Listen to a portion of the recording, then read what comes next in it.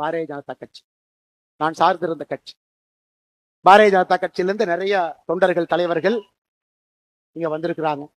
நிறைய கட்சியிலிருந்து வந்திருக்கிறாங்க. அதிமுகவிலிருந்து வந்திருக்கிறாங்க. திராவிட முன்னேற்ற கழகத்திலிருந்து நிறைய தலைவர்கள் முன்னாடி இருக்கிறாங்க. எல்லா கட்சியிலிருந்து வந்திருக்கிறாங்க. சமீபத்தில் எனக்கு ஒரு கட்சியிலிருந்து வெளியே வருவது என இந்த மேடையில பேசணும், நான் எங்கேயும் பேசவே இல்லைங்க. ஒரு கட்சியிலிருந்து வெளியே எதற்காக வருகின்றோம்? அந்த கட்சியின் மீது கோபம் ஒரு பக்கம், ஆமாம். அந்த கோபத்தை எப்படி காட்டணும்? அதுக்கு ஒரு பொறுப்புணர்ச்சி வேண்டும், ஆமாம். இன்னும் பெட்டரா தமிழ்நாட்டு மக்களுக்கு இன்னும் சிறப்பாக செய்யக்கூடிய ஒரு பாதை இருக்கும் பொழுது அந்த பாதையை தேர்ந்தெடுக்கிறோம். யாரை பற்றியும் 38 நாட்கள் தவறா பேசல.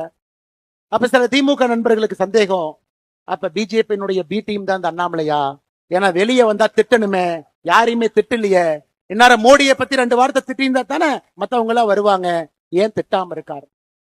ஐயா, அடிப்படையில உங்களை போல் நானும் எளிய குடும்பத்தை சார்ந்த, விவசாய குடும்பத்தை சார்ந்த நாம் யாருமே வெளியே வரும் பொழுது ஒரு பழிச்சொல்லை சொல்லி வெளியே வரமாட்டோம். ஐயா, இன்னொரு பாதை இருக்கு, இந்த பாதையில போறோம், மக்களுக்கு நல்லது செய்யறோம். இப்ப அடுத்த கேள்வி, அண்ணாமலை நீ தேசியவாதியா? இருமார்புடன் சொல்வேன், நான் ஒரு தேசியவாதி. இந்தியனா தமிழனா? எதுக்கு இதுல பிரச்சனை? இந்தியன் என்பதிலே எப்பொழுதும் ஒரு கர்வம். அந்த இந்தியால தமிழ்நாடு முதன்மை மாநிலமாக வர வேண்டும் என்பதற்காகத்தான் இந்த போராட்டம். இல்ல நீங்க ஃபெட்னால போய் ஒண்ணு பேசுனீங்களே, ஏதோ இப்படி பேசுனீங்களே, அப்படி பேசுனீங்களே. இன்னைக்கும் நான் சொல்றேங்க, என்னுடைய மதம், நான் ஒரு ஹிந்து. திருநூறு வைக்கிறேன், பொட்டு வைக்கிறேன், குங்குமம் வைக்கிறேன். வீட்டிலிருந்து வெளியே வரும் பொழுது என்னுடைய மதத்தையும் சாதியையும் வீட்டிலே வைத்து பூட்டி விட்டு சாமானிய மனிதராக, அனைவருக்கும் பொதுவான மனிதராக உங்கள் முன்னால் இருக்கின்ற மதத்தை ஒரு முறையும் தூக்கி பிடித்து காட்ட வேண்டிய அவசியம் இல்லை. நான் ஒரு ஹிந்து மதத்துல வீட்டுல வச்சு பூட்டிட்டு வெளியே வந்தாவே, உண்மையான ஹிந்து அனைவரையும் சமமாக பார்ப்பான், அனைவரோடும் சமமாக இருப்பான். யாரும் பெரிது யாரும் சிறிது என்று பேச மாட்டான். அனைவரும் ஒரே நேர்கோட்டு பாதையில் செல்ல வேண்டும் என்று சொல்வான். அதாங்க என்னுடைய ஹிந்து தத்துவம். இல்ல கரூர்ல இனாம் நிலத்தை கொடுத்துட்டாங்க, 3000க்கு மேற்பட்ட ஏக்கரை கொடுத்துட்டாங்க, அதை நீங்க டிவிக்கு அரசுக்கு சப்போர்ட் பண்ணி அறிக்கை விட்டுருக்கீங்க. அப்ப நீங்க கோயிலுக்கு எதிரானவரா, ஹிந்து விரோதியா? விஜயநகர பேரரசு காலத்திலிருந்து இனாம் நிலம் என்பது அந்த ஊர்ல கோயில்ல வேலை செய்யறவங்களுக்கு அரசு கொடுத்தது. பூ விற்கிறவங்க, கோயில் இருக்கக்கூடிய பண்டார சகோதரர்கள், நாதஸ்வரம் வாசிக்கிறவங்க, தவில் வாசிக்கிறவங்க, அவங்களுக்கு கொடுக்கப்பட்ட இடம்.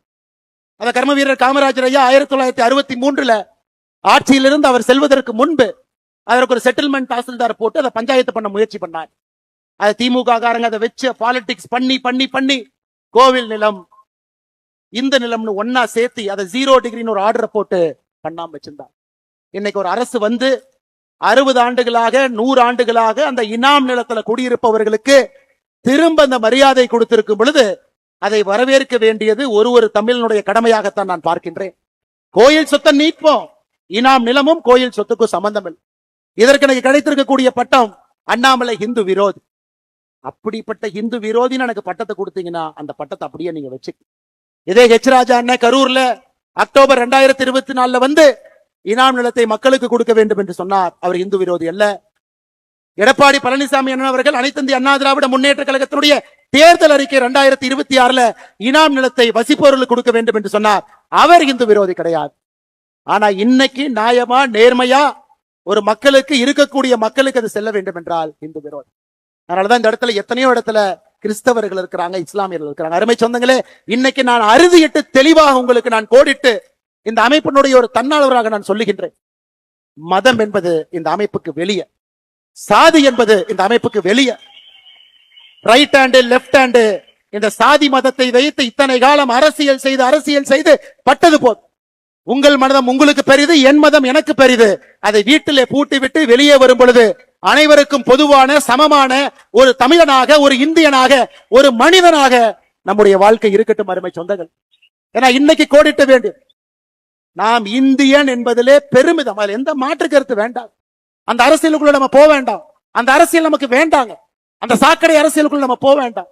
தமிழன் என்று சொன்னால் இந்தியனுக்கு எதிரியா? இந்தியன் என்று சொன்னால் தமிழுக்கு எதிரியா? நமக்கு அந்த அரசியல் வேண்டாம்.